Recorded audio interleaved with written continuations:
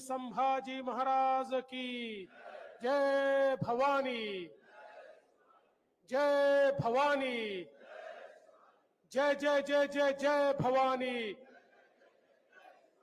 जय जय जय जय जय शिवाजी।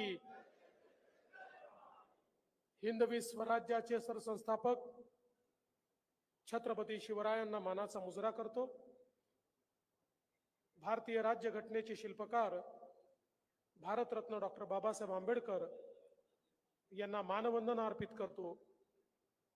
मंचावर उपस्थित आपले प्रदेशाचे महामंत्री रणधीरजी सावरकर, संजयजी कुटे, युवा खासदार अनुपभाऊ धोत्रे, प्रकाशभाऊ भारसाकळे, हरीशभाऊ पिंपळे, वसंतजी खंडेलवाल, या ठिकाणी उपस्थित आकाशभाऊ फुंडकर, किशोर मांगटे पाटील, रणजितजी पाटील, जयंतराव मसने, विजयजी अग्रवाल, बैरामजी सिरस्कार, योगेशजी साहू, नारायणराव गव्हाणकर, सचिन बापू देशमुख, श्यामभाऊ बढे, श्रीकृष्ण शर्मा, अर्चनाताई मसने, मंचावरील सर्व मान्यवर, कोणाचं नाव सुटलं असेल तर ज्यांनी लिहून दिलं त्याची चूक आहे, माझी चूक नाही आहे। आणि या ठिकाणी उपस्थित अकोला जिल्ह्यातील सर्व माझ्या पदाधिकारी, कार्यकर्ता, भगिनी आणि बंधूंनो, रणधीर भाऊंनी मला 1-1.5 तास बोला असं सांगितलं। मी प्राध्यापक असतो तर 50 मिनिटं तरी कमीत कमी बोललो असतो, पण माझी सवय आहे नेमकं बोलायचं, आवश्यक तेवढंच बोलायचं आणि ज्या गोष्टी तुमच्या मनापर्यंत पोचतील तेवढ्याच गोष्टी बोलायच्या। आणि म्हणून रणधीर भाऊ 50 मिनिटं किंवा 1 तास बोलणं हे तर काही शक्य नाही, पण मी अकोलेकरांचं, विशेषतः अकोला जिल्ह्यातील कार्यकर्त्यांचं मनापासून अभिनंदन करतो की लोकसभेमध्ये तुम्ही अकोल्याचा गड राखला। अकोल्याच्या संदर्भात अनेक लोक शंका व्यक्त करत होते, पण तुम्ही अकोल्यामध्ये जिंकण्याची परंपरा ही कायम ठेवली आणि अकोला आमचंच आहे, अकोला भारतीय जनता पक्षाचंच आहे हे तुम्ही या ठिकाणी निश्चितपणे दाखवून दिलं। आणि संजूभाऊ धोत्रेंसारखा एक चांगला खासदार आपल्याला मिळाला आणि तीच परंपरा चालवण्याकरता आता अनुपभाऊ देखील एक युवा खासदार म्हणून या ठिकाणी निश्चितपणे काम करतील। आज आपण स्वर्गीय भाऊसाहेब फुंडकर सभागृहामध्ये आहोत। विदर्भामध्ये आणि महाराष्ट्रामध्ये भारतीय जनता पक्षाच्या वाटचालीत, विकासात भारतीय जनता पक्ष 100% करण्यात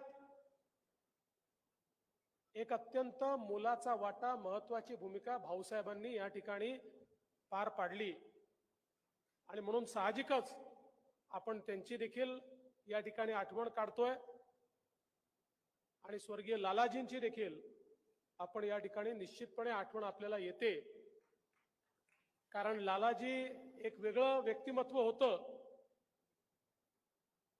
आपल्याला सर्वांना त्यांचा अनुभव होता, पण आता पुन्हा एकदा आपल्याला विधानसभेच्या निवडणुकीला सामोरं जायचं आहे। मी यापूर्वी देखील सांगितलं, लोकसभेची निवडणूक ही आपण महाविकास आघाडीच्या 3 पक्षांसोबत नाही लढलो। लोकसभेच्या निवडणुकीमध्ये एक चौथा पक्ष होता आणि त्या चौथ्या पक्षाचं नाव होतं फेक नरेटिव्ह। सकाळपासनं रात्रीपर्यंत खोटं बोलायचं, खोटं पेरायचं, खोटं पचवायचं, अशा प्रकारचा एक फेक नरेटिव्ह महाराष्ट्रात आणि देशामध्ये तयार करण्यात आला. आणि हा काही एका दिवसात तयार झाला नाही. एक मोठी इकोसिस्टीम याच्याकरता तयार करण्यात आली. 2-3 वर्ष त्याच्यामध्ये घालून ही इकोसिस्टीम तयार करण्यात आली. आणि या इकोसिस्टीमला काही तथाकथित पत्रकार, काही सोशल मीडिया इन्फ्लुएन्सर्स, अशा सगळ्यांची त्या ठिकाणी मोठ बांधून एक खोटा नरेटिव्ह पसरवण्यात आला. मग एकीकडे अनुसूचित जाती, अनुसूचित जमातीमध्ये आपलं आरक्षण जाणार, भारतीय जनता पार्टी 400 पार आली तर 400 पार आल्यानंतर हे आरक्षण समाप्त करणार, अशा प्रकारचा एक नरेटिव्ह पसरवण्यात आला. खरं म्हणजे आपल्याला कल्पना आहे, भारतरत्न डॉक्टर बाबासाहेब आंबेडकरांनी सुरुवातीला 50 वर्षाकरताच आरक्षण दिलं होतं. आणि ज्यावेळेस संविधानामध्ये आरक्षणाची मर्यादा संपली, त्यावेळी ती मर्यादा वाढवण्याचं काम जर कोणी केलं असेल तर ते श्रद्धेय अटल बिहारी वाजपेयीजी यांनी पंतप्रधान म्हणून केलं. आज जे आरक्षण टिकलेलं आहे, चाललं आणि चालत राहणार आहे, याचं कारण अटल बिहारी वाजपेयीजीची सरकार आहे. पण या सगळ्या गोष्टी मागे पडल्या आणि जणू काही आपलं सरकार आल्यानंतर आरक्षण त्या ठिकाणी काढून टाकण्यात येईल, अशा प्रकारचा नरेटिव्ह खालपर्यंत नेण्यात आला. आणि त्याचा एक मोठा परिणाम झाला. तो दलित समाजामध्ये झाला, तो आदिवासी समाजामध्ये झाला, आणि विशेषतः विदर्भासारखं जे क्षेत्र आपलं आहे, की ज्या क्षेत्रामध्ये 30% दलित आदिवासी ही लोकसंख्या आहे, इथे याचा एक मोठा परिणाम झाला आणि आपल्या जागा त्या ठिकाणी कमी झाल्या. एक दुसरा नरेटिव्ह हा मोठ्या प्रमाणात मुस्लिम समाजामध्ये चालवण्यात आला. आणि त्यातनं एक प्रकारे पोलरायझेशन करून, ध्रुवीकरण करून निवडणुकांना इन्फ्लुएन्स करायचा प्रयत्न झाला. हे सगळं केल्यानंतरही हे खरं आहे, आपल्या जागा कमी आल्या, पण आपला जनाधार कमी झालेला नाहीये. महाराष्ट्रामध्ये महाविकास आघाडीला 43.9% मतं आहेत आणि महायुतीला 43.6% मतं आहे.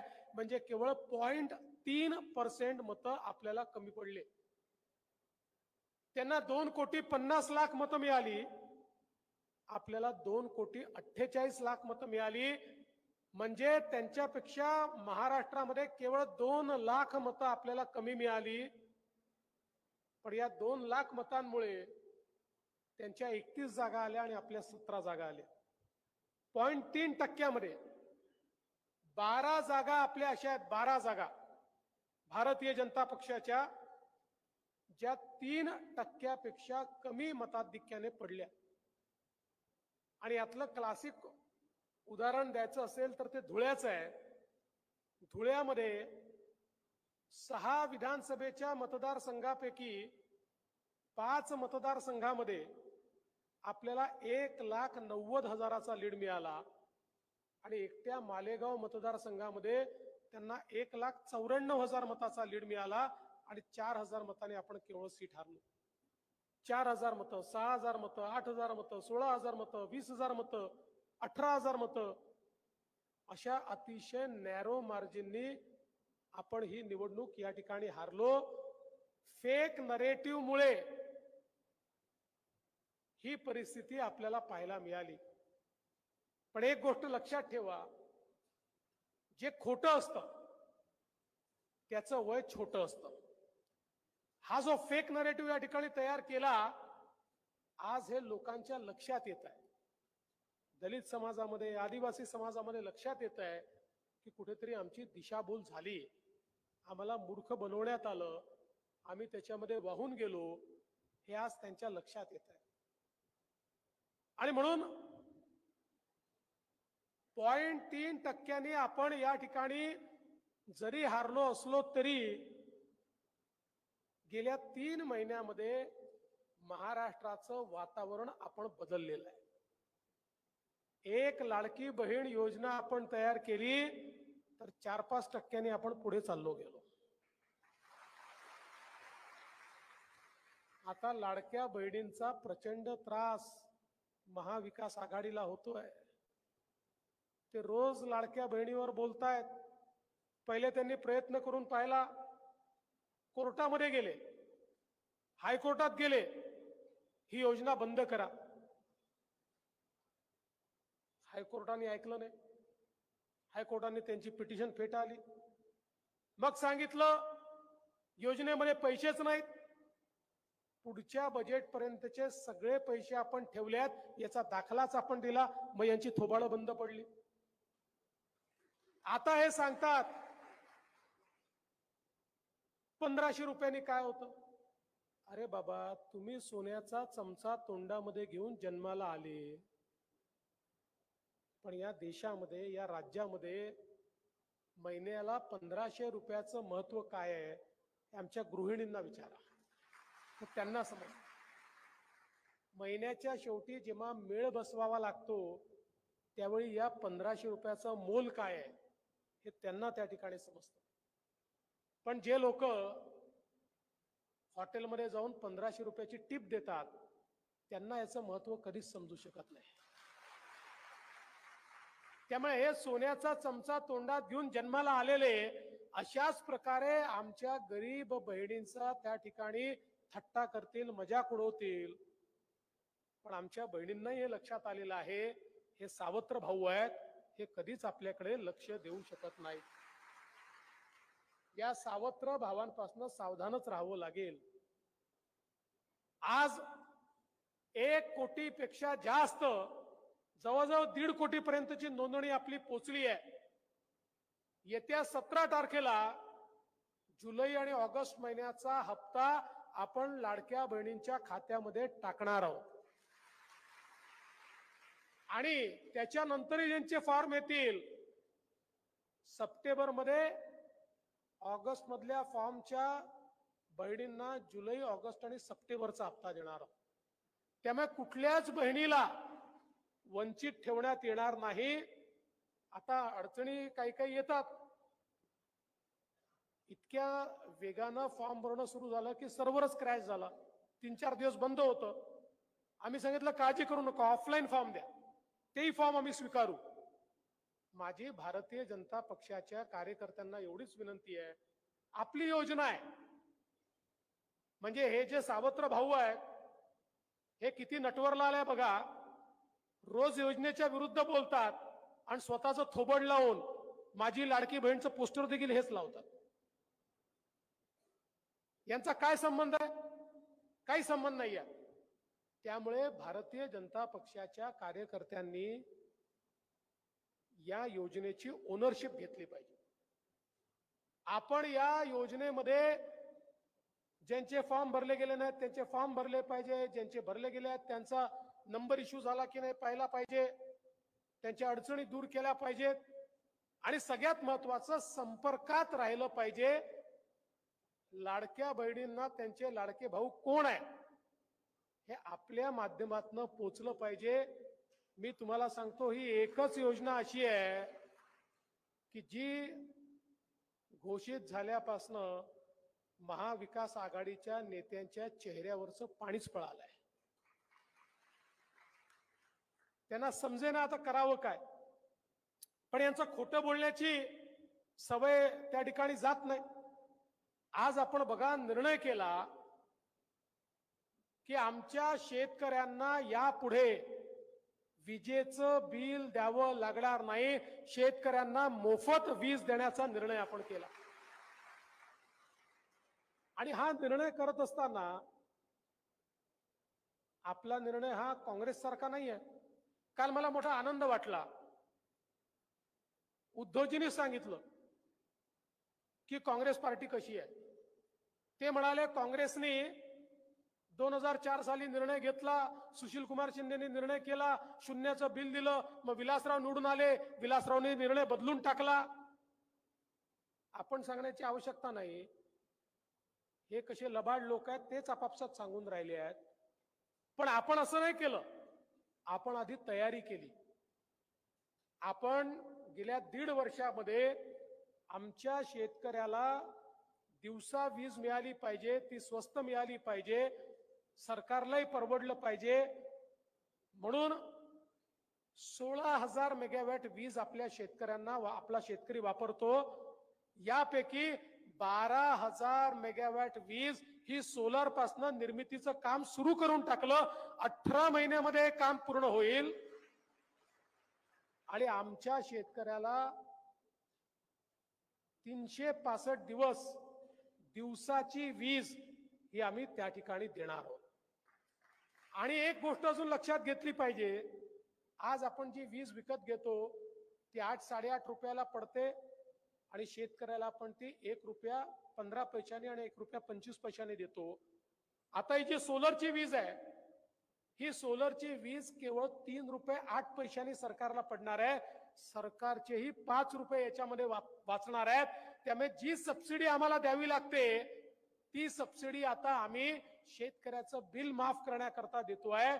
म्हणजे पुढच्या 3-4 वर्षामध्ये सरकारवर कुठलाही बोजा न येता शेतकऱ्याला मोफत वीज आम्ही देतो आहोत. आणि म्हणून ही योजना काँग्रेसची लबाडीची योजना नाहीये, तर याच्या पाठीमागे नीट नियोजन तयार केलंय.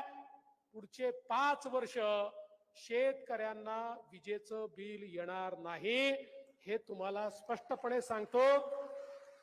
आणि 5 वर्षांनी पुन्हा आपलं सरकार आलं तर पुन्हा येणार नाही.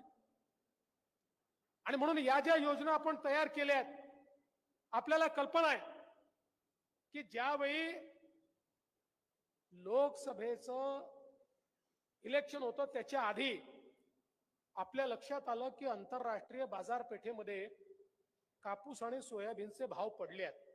आणि म्हणून आपण निर्णय घेतला, भावांतर योजनेमध्ये आपल्या शेतकऱ्यांना आपण त्या ठिकाणी पैसे देण्याचा निर्णय घेतला. दुर्दैवाने निर्णय घेतला आणि तिसऱ्या दिवशी आचारसंहिता लागली. आपण ते पैसे देऊ शकलो नाही. आता त्याच्या याद्या तयार झाल्या. याच महिन्यामध्ये थेट शेतकऱ्यांच्या 80 लाख शेतकऱ्यांच्या खात्यामध्ये कापूस आणि सोयाबीनचे भावांतराचे पैसे देखील त्या ठिकाणी पोहोचणार आहेत. आणि त्यासोबत 1 रुपयात पीक विम्याची योजना आपण त्या ठिकाणी लागू केली. 1,20,00,000 शेतकऱ्यांच्या खात्यामध्ये पीक विम्याचे पैसे देखील द्यायला आपण सुरुवात केली. पुढच्या 3 महिन्यामध्ये तेही पैसे शेतकऱ्यांच्या खात्यामध्ये त्या ठिकाणी पोहोचणार आहेत. त्यामुळे शेतकऱ्यांचा विचार करणारं सरकार, अशा प्रकारचं हे सरकार आहे. हे लोक रोज एक फेक नरेटिव्ह त्या ठिकाणी चालवतात. आज मला सांगताना आनंद वाटतो, या विदर्भामध्ये विदर्भाचं चित्र बदलणार, विदर्भामध्ये कायम दुष्काळ संपवणारा आणि देशातला सगळ्यात पथदर्शी असलेला प्रकल्प वैनगंगा नळगंगा प्रकल्प, याला आपण मान्यता दिली. आपल्याला आश्चर्य वाटेल, 10 लाख एकर जमीन ओलिताखाली येणार आहे. 90,000 कोटी रुपयाचा प्रकल्प आहे. ज्या प्रकल्पामध्ये नागपूर, वर्धा, अमरावती, यवतमाळ, अकोला, वाशिम आणि बुलढाणा हे सगळे जिल्हे त्या ठिकाणी आपण कव्हर करतो. गोसीखुर्दच्या खालून वाहून जाणारं पाणी बुलढाणा जिल्ह्यापर्यंत आपण घेऊन चाललो. 550 किलोमीटरची नवीन नदीच आपण त्या ठिकाणी तयार करतो. नवीन नदी. एक तालुका असा सुटणार नाही की ज्या तालुक्यामध्ये सिंचनाची व्यवस्था नाही. हे कोरडवाहू पिकाचं जे आपलं संपूर्ण गाडा आहे हे पूर्णपणे संपवून टाकणारा अशा प्रकारचा प्रकल्प. माझा सवाल आहे, इतके वर्ष काँग्रेसनी, राष्ट्रवादी काँग्रेसनी राज्य केलं, कधीतरी त्यांनी विदर्भाचा विचार केला का? विदर्भाच्या सिंचनाला पैसे दिले का? मी मुख्यमंत्री असताना आपण जवळपास त्या ठिकाणी विदर्भातले 88 प्रकल्पांना पैसे दिले, त्यातले 68 प्रकल्प हे आज या ठिकाणी पूर्ण होत आहेत, हे देखील मला सांगितलं पाहिजे. आमचे रणधीर भाऊ नेहमी काटीपाटी बॅरेजचं सांगतात. 445 कोटी रुपये काटीपाटी बॅरेजला आपण दिले, त्यातनं आज त्याचं टेंडर निघतंय, सिंचनाची व्यवस्था त्या ठिकाणी होते. एवढंच नाही तर गुंगशी बॅरेज असेल, या ठिकाणी जवळपास 2017 पासून काम सुरू केलं, त्याचं काम आता पूर्णत्वाला येत आहे. जिगाव प्रकल्प जो एक आपला महत्वाकांक्षी प्रकल्प आहे, त्याला आत्ताच आपण जवळपास 2000 कोटी रुपये त्या ठिकाणी दिले. पैनगंगा नदीवरील 11 बॅरेजेसला 787 कोटी रुपये दिले. खरं म्हणजे खूप मोठी माझ्याकडे यादी आहे, पण सिंचनाच्या क्षेत्रामध्ये आपल्या सरकारने केलेलं काम जे आहे हे पथदर्शी काम आहे. विदर्भातल्या पुढच्या पिढ्यांना कोरडवाहू शेती काय असते हे समजणार नाही, अशा प्रकारची व्यवस्था आपल्या सरकारने केली आहे. मला असं वाटतं या सगळ्या गोष्टी आज जनतेपर्यंत पोहोचवण्याची आवश्यकता आहे. आपण या अकोल्याकरता अमृत 2 सारखी योजना आणली. परवा रणधीर भाऊ आले होते, फार चिंतेत होते, म्हणाले 2400 कोटीची योजना आली, पण महानगरपालिकेचा हिस्सा कुठनं भरायचा? रणधीर भाऊ काळजी करू नका, महानगरपालिकेचा हिस्सा देखील आता राज्य सरकारच्या वतीनं देण्याचा निर्णय आम्ही घेतला. कधी विचार केला होता हे तुकड्यासारखे पैसे आपल्याला फेकायचे? कधीही विदर्भातल्या जिल्ह्यांचा विचार यांनी केला नाही.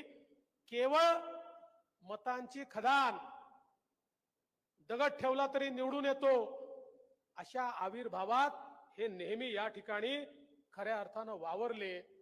आणि म्हणूनच आज मला या गोष्टीचा आनंद आहे. अकोल्याने मागच्या वेळी 4 जागा भारतीय जनता पक्षाला दिल्या, पण यावेळेस 4नी भागणार नाही, 5वी पण पाहिजे. 5वी जागा देखील आपल्याला या ठिकाणी निवडून आणायची आहे. आणि म्हणून आपल्याला खालपर्यंत जावं लागेल, आपल्याला लोकांपर्यंत जावं लागेल. आज वातावरण बदललेलं आहे, लोकांची मानसिकता बदललेली आहे. पोलरायझेशन फार चालत नसतं.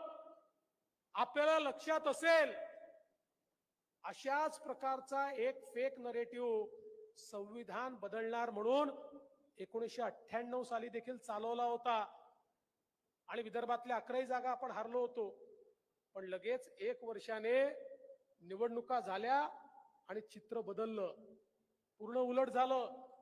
त्यामुळे हे लक्षात ठेवा, संवाद हा सगळ्यात महत्वाचा आहे. संवादाच्या माध्यमातून आपण समाजाला आपल्या सोबत आणू शकतो. आज आपण आमच्या मुलींकरता इतकी चांगली योजना सुरू केली. मुलींना उच्च शिक्षणामध्ये 100% फी माफीचा निर्णय आपल्या सरकारने घेतला. 100% फी माफी. 507 कोर्सेसमध्ये इंजिनिअरिंग असेल, मेडिकल असेल, MBA असेल, BBA असेल, BTech असेल, सगळ्या कोर्सेसमध्ये 1 रुपयाची फी देखील मुलींना लागणार नाही, हा निर्णय आपण या ठिकाणी घेतला. आणि त्यासोबत आमच्या महिलांना 3 गॅस सिलेंडर मोफत देण्याचा निर्णय देखील आपल्याच सरकारने घेतला. महिलांना खऱ्या अर्थानं अधिकारिता देणारं आपलं सरकार आहे. त्याचवेळी आपण एक अजून महत्वाचा निर्णय घेतला.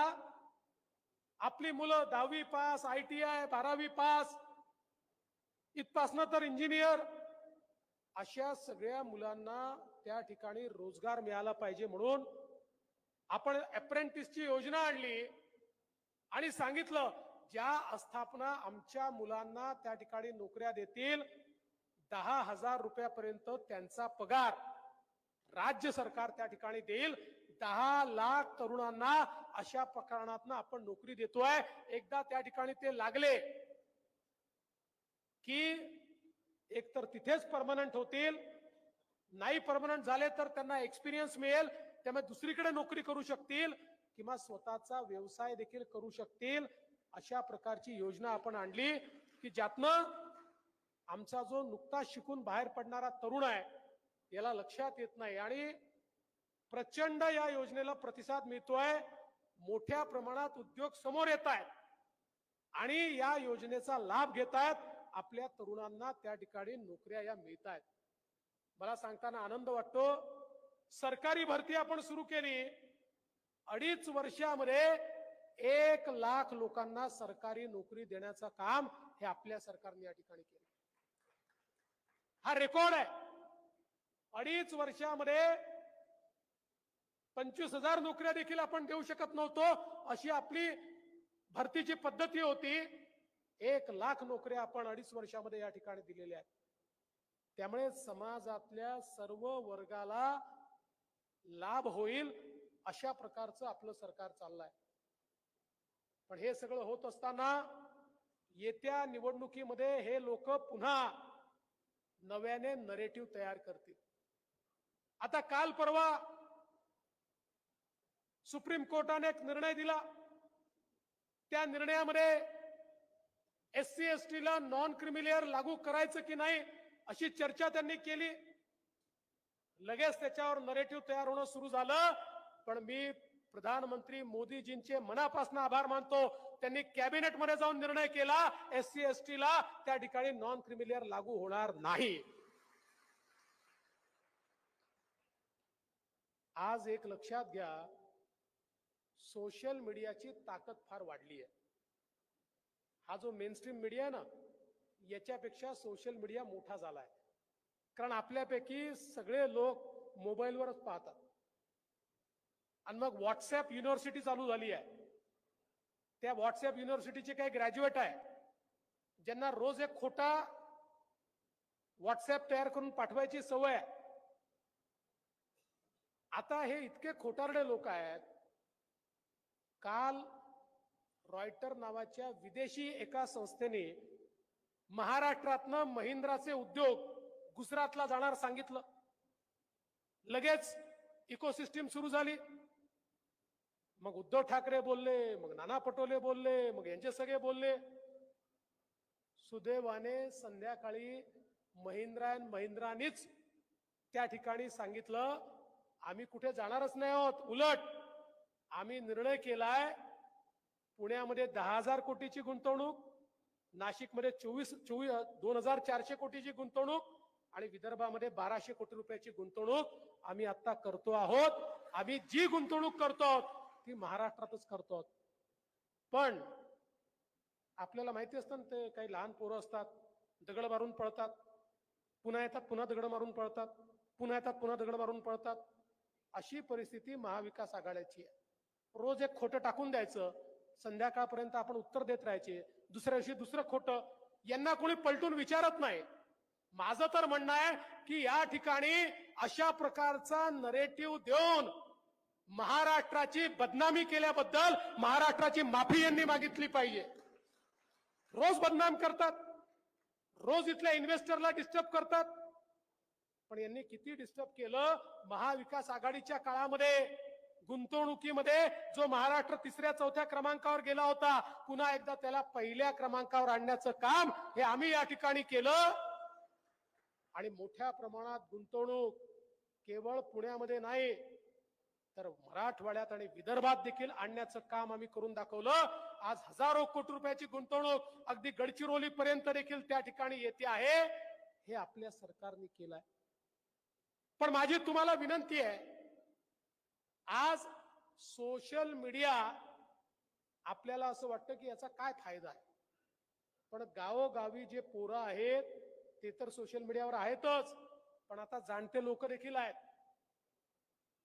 ते देखील पाहतात, युट्यूब पाहतात, काय चाललंय त्यांनाही माहिती आहे, व्हॉट्सअप वाचतायत. त्यामुळे आपल्यालाही ती ताकद उभी करावी लागेल. आपल्या पक्षाचे व्हॉट्सअप ग्रुप तयार करून त्या व्हॉट्सअप ग्रुपला ऍक्टिव्हेट करावं लागेल. आता आम्ही ठरवलंय, जेवढ्या फेक बातम्या येतील त्याचं सत्य उघड करून पोल खोल नावाचा आम्ही एक उपक्रम सुरू करतो. रोज पोलखोल करणार. पण आम्ही पोलखोल केली आणि रणधीर भाऊला पाठवली आणि रणधीर भाऊनी स्वतःच्याच फोनमध्ये ठेवली, तर त्या पोलखोलचा काय उपयोग? आम्ही पोलखोल केली आणि आपल्या अध्यक्षांकडे पाठवली आणि त्यांनी स्वतःपर्यंतच ठेवली, तर काय उपयोग? ही व्यवस्था उभी केली पाहिजे की एक आम्ही पोलखोल केली की शेवटच्या कार्यकर्त्यापर्यंत त्याच्या व्हॉट्सअपच्या माध्यमातून ती पोचली पाहिजे. आणि आपल्यापैकी जे लोक फेसबुकवर आहेत त्यांनी ती फेसबुकवर टाकली पाहिजे, जे ट्विटरवर आहेत त्यांनी टाकली पाहिजे, जे इंस्टाग्रामवर आहेत त्यांनी टाकली पाहिजे. तर यांचा चेहरा आपल्याला उघड करता येईल आणि रोज ज्यावेळेस यांची आपण लाच काढू त्यावेळेस हे खोटं बोलणं बंद करतील. अन्यथा या लोकसभेच्या निवडणुकीमध्ये आपण किती घरं बांधली सांगत होतो, किती सिलेंडर दिले सांगत होतो, देश कसा सुरक्षित झाला सांगत होतो, देशाने काय विकास केला सांगत होतो, आणि हे लोक मात्र त्या ठिकाणी जमिनीवर खोटे नरेटिव्ह टाकत होते. देशाच्या निवडणुकीत गल्लीच्या निवडणुकीसारखे नरेटिव्ह तयार करत होते आणि आपण त्याला उत्तर देत नव्हतो. जेव्हा रोज खोटं बोललं जातं त्यावेळेस ते लोकांना खरं वाटतं आणि अशा प्रकारे खोट्याचं त्यांनी खरं केलं. आणि म्हणून आता आपल्याला त्याला थेट उत्तर द्यायचं आहे, ती ताकद निर्माण करायची आहे. पण ही काही वरून होत नाही, ही खाली करावी लागते, ती तालुक्यापर्यंत करावी लागते. आपल्या इकडे अनेक लोक अजूनही असे आहेत, सोशल मीडियाने काय होतं भाऊ, अरे बाबा हे खरंच आहे, राजकारणामध्ये जनतेशी संपर्क याला कुठला पर्याय नाहीच, ते ठेवावंच लागतं. पण ही अफवांची स्पीड इतकी जास्त आहे की अफवांच्या स्पीडला मॅन टू मॅन कॉन्टॅक्टने थांबवता येत नाही. अफवांच्या स्पीडला तुम्हाला तंत्रज्ञानानेच थांबवता येतं आणि ते तंत्रज्ञान म्हणजे सोशल मीडिया आहे. आणि म्हणून आपल्यापैकी प्रत्येकाला हे समजून घ्यावं लागेल. तुम्हाला येत नसेल तर तुमच्या पोरांना येतं, येत नसेल तर ज्या कार्यकर्त्याला येतं त्याला सोबत घ्या, पण हे करावं लागेल. मी तुम्हाला सांगतो, ही निवडणूक तर निघून जाईल, पण पुढच्या निवडणुकीमध्ये ज्याला सोशल मीडिया माहिती नसेल तो इररेलेव्हंट होऊन जाईल, इररेलेव्हंट. त्याला राजकारणामध्ये रेलेव्हन्स उरणार नाही. आणि म्हणून या गोष्टीचं महत्व आपण सगळ्यांनी समजून घेतलं पाहिजे. आज मी तुम्हाला एक गोष्ट निश्चितपणे सांगतो, हे जे बदललेलं वातावरण आहे ना, माझ्या मनामध्ये पूर्ण विश्वास आहे की या निवडणुकीमध्ये महायुतीचं सरकार हे 100% महाराष्ट्रात येणार आहे. आणि विशेषतः मी तुम्हाला एक सांगतो, मगाशी बांगलादेशचा उल्लेख झाला, हे देखील लोकांना जागं करावं लागेल. आपण पाहतोय आपल्या उघड्या डोळ्यांनी. मी नेहमी ही गोष्ट सांगतो, ज्या ज्या वेळी ज्या ज्या ठिकाणी हिंदू निर्बल होतो, हिंदू दुर्बल होतो, त्या त्या ठिकाणी त्याला गुलामीचा सामना करावाच लागतो. ज्या ज्या ठिकाणी हिंदू मजबूत असतो त्या त्या ठिकाणी तो राज्य करतो. आम्हाला कुठल्या जातीला, धर्माला, समाजाला त्या ठिकाणी कमी लेखायचं नाही आहे, कोणावर अत्याचार करायचे नाही आहेत. हिंदू असं कधीच करत नाही, ती आमची संस्कृती नाही. पण या गोष्टीकडेही लक्ष दिलं पाहिजे की ज्या प्रकारे आमच्या हिंदूंवर बांगलादेशमध्ये अत्याचार होतात कारण तो निर्बल होतो, आणि तोच प्रयोग आमच्याकडे देखील सुरू झालेला आहे. आज मतांच्या लांगुल चालना करता बांगलादेशियांना देखील संरक्षण देण्याचं काम काही पार्ट्या करतायत. या पार्ट्यांना हे लक्षात येत नाही, अरे निवडणुका येतील जातील, सरकार येतील जातील, पण आस्तींचे साप अशा प्रकारे जे आपल्या देशातले नाही, आपले नागरिक नाही, या देशाची घेणं देणं नाही आहे, असे आस्तींचे निखारे, असे आस्तींचे साप जर या ठिकाणी तुम्ही संरक्षित केले, उद्या तुमचा परिवारही संरक्षित राहणार नाही, हे देखील लक्षात घेतलं पाहिजे. आणि म्हणून मला आपल्याला सर्वांना सचेत करायचं आहे. हा केवळ संयोग नाही, हा योगायोग नाही आहे, हा एक प्रयोग चाललेला आहे भारताला खिळखिळ करण्याचा. या प्रयोगामध्ये अनेक लोक आहेत. काही लोक जाणतेपणाने आहेत, काही अजाणतेपणाने आहेत. काही लोक आपल्याच लोकांचा फायदा घेऊन आपल्याच लोकांना त्या ठिकाणी एकत्रित करून त्यांच्या माध्यमातून विषमतेचं बीज पेरण्याचा प्रयत्न करतायत. आपला समाज हा खंडित राहिला पाहिजे. खंडित समाज हा कधी मुकाबला करू शकत नाही. त्यामुळे वेगवेगळ्या विषयांवर समाजाला खंडित कसं करता येईल हा प्रयत्न या ठिकाणी चाललेला आहे. याचाही मुकाबला आपल्याला करावा लागेल, कारण आपल्याला एक बलशाली भारत हा तयार करायचा आहे. एक असा भारत की ज्यामध्ये प्रत्येकाला राहण्याकरता जगण्याकरता सर्व प्रकारची व्यवस्था आहे, अशा प्रकारचा भारत आपल्याला तयार करायचा आहे.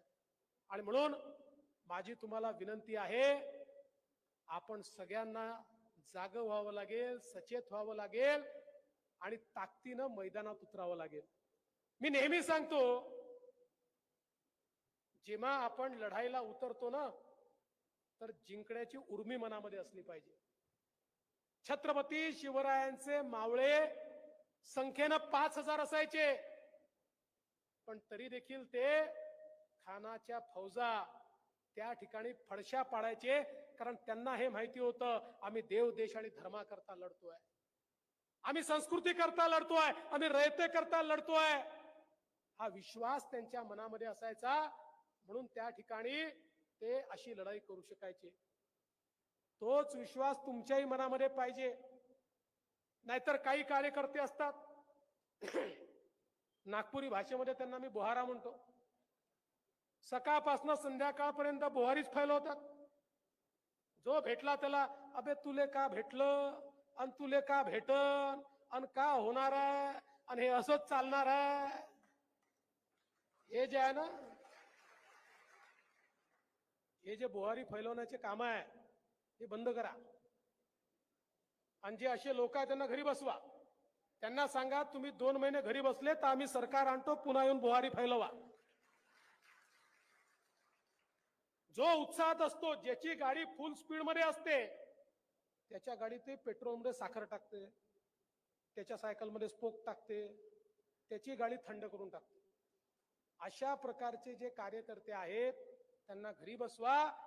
आणि ज्यांना लढाईची उर्मी आहे, ज्यांना या ठिकाणी माहिती आहे की आम्ही केवळ व्यक्तीकरता काम करत नाही आहे, कोणी मुख्यमंत्री झालं पाहिजे याकरता, कोणी आमदार खासदार झालं पाहिजे याकरता आमची लढाई नाही आहे, ही एक मोठी लढाई आहे. ज्या लढाईमध्ये आम्हाला एक मजबूत देश तयार करायचा आहे, आम्हाला एक मजबूत समाज तयार करायचा आहे. अशा प्रकारची ज्यांच्या मनामध्ये उर्मी आहे, अशा प्रकारचे कार्यकर्ते हेच लढाई जिंकू शकतात. अशा प्रकारचे कार्यकर्ते घेऊन मैदानात उतरलो. मला विश्वास आहे अकोल्याने मागच्या वेळेस 4 आमदार दिले, 5ही आमदार यावेळेस येतील, हा विश्वास मी व्यक्त करतो. आणि अब तुम्हारे हवाले वतन साथियो असं सांगून माझं बोलणं संपवतो. जय हिंद.